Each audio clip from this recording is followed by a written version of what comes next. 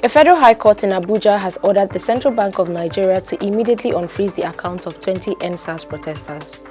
Hi, welcome to What's Happening. These are the top 10 stories now. At number 10, the federal government has said it will establish a database of forfeited assets. The Solicitor General of the Federation, Dayo Apata, made this known during a visit to the EFCC headquarters in Abuja on Tuesday, adding that this would be done by the Inter-Ministerial Committee on the Disposal of Federal Government Forfeited Assets. Apata assured that it would ensure that the federal government gets value for all the forfeited assets soon to be disposed. At number 9, the presidency on Tuesday said President Muhammadu Buhari will be a talkative president if he speaks on every matter, including the issue of herdsmen attacks. The special advisor on media and publicity to the president, Femi Adesina, said this while on Channels Television's Politics Today program. Many Nigerians had urged Buhari to address citizens and make it publicly known that he does not support the criminal activities of some herdsmen in parts of the country.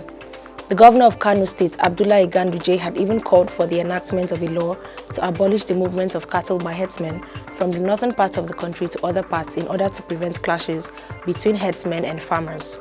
Responding to this, Adesina said the president does not have to speak on each and every one of them. He does not have to.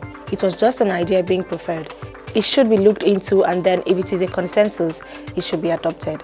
But it is not as one idea comes, the president speaks on it. Another idea comes, the president speaks on it. Such must be a talkative president. At number 8, Air Force jets have neutralized several armed bandits in reconnaissance missions carried out in different locations in Borno State. This is following recent attacks on communities in the state, which has claimed the lives of at least 40 persons. The Air Force jets hit at bandits in 14 local government areas. The State Commissioner for Internal Security and Home Affairs, Samuel Aruwan, said on Wednesday that operational feedback to the Kaduna State government revealed that although thorough scans were conducted over the general area, no suspicious activities were observed. Governor of the state, Nasser El-Rufai, thanked the fighter jet crew for the operational feedback and lauded their consistency with the armed missions over the areas. At number 7, over 20 United Nations peacekeepers were injured in an attack on their base in central Mali on Wednesday. This was disclosed by UN spokesperson Olivia Salgado, who said the militants attacked a temporary base near Kerena, a village in the war-torn center of the Sahel state, as early as 7 a.m. Olivia said the position was targeted by direct and indirect fire. At number 6, Borno State Governor Babagana Zulum and other representatives from Nigeria have arrived in Mawa, Cameroon, for the repatriation of 9,800 Nigerian refugees. The 9,800 refugees are part of the first phase of repatriation from Cameroon out of 46,000 Nigerians taking refuge in Minawa camp in Central Africa country. A statement released on Wednesday by the spokesman for the Borno State Governor, Malam Issa Gusau, reveals Zulum arrived Cameroon on Tuesday evening alongside officials of the Federal Ministry of Humanitarian Affairs, Disaster Management and Social Development. At number 5, Nigeria's Minister of Information and Culture, Lai Mohammed, says it is unfair to criticize the governor of Zamfara State, Bello Matawale, for granting amnesty to the bandits who once terrorized the Northwest State. He said this while on AIT's Kakaki show. The minister stated that the federal government won't stop governors from addressing the security challenges in their respective states the way they deem fit. It was reported yesterday that Zamfara State granted amnesty to the leader of the gang who abducted over 300 schoolboys from Government Science Secondary School, Kankara, last year.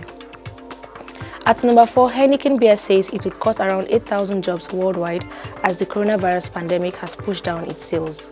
It will slash nearly 10% of its workforce as COVID-19 restrictions keep bars and restaurants closed. Heineken reported a net loss of about 204 million euros for 2020 compared with a net profit of 2.1 billion euros in 2019. CEO Dol van Den said it had been a year of unprecedented disruption and transition for the company and that the layoffs were part of efforts to reshape Heineken. At number 3, a group of contractors who said they executed various projects worth 8 billion naira for the Project Development Institute Enugu stormed the National Assembly complex on Wednesday to protest the non-payment of the said amount by the Ministry of Science and Technology. They explained that the money is an outstanding payment for constituency projects they completed since December 2020. One of the contractors told reporters that the group had submitted a petition to the House of Representatives asking the National Assembly to look into the matter. At number 2, the Senate President Ahmed Lawan has referred the request of President Muhammadu Buhari for the confirmation of the new service chiefs to the Joint Committees on Army, Navy and Air Force for necessary screening. Lawan gave the committees 2 weeks to carry out the screening and report back to the Senate in plenary. He also directed the Committee on Foreign Affairs to screen the immediate past service chiefs appointed by Buhari as non-career ambassadors. Finally, at number 1, a federal high court in Abuja has ordered the Central Bank of Nigeria to immediately unfreeze the accounts of 20 NSAS protesters. The accounts were frozen by the Apex Bank in 2020 in the wake of the nationwide NSAS protest. Ruling on Wednesday, Justice Ahmed Mohammed issued the directive following an agreement by the legal teams of the CBN and the defendants to end the case. Recall that the Federal High Court sitting in Abuja had on November 4, 2020, granted the CBN's request to freeze the accounts of 20 NSAS campaigners on the grounds that they had received donations to sponsor terrorism. Justice Mohammed had ruled that the accounts be frozen for 90 days pending the outcome of the investigation. However, more than 80 days later, the Federal High Court has directed the CBN to unfreeze the protesters' accounts. Always remember to wear your mask, wash your hands and stay safe. That's all for today. See you next time on What's Happening.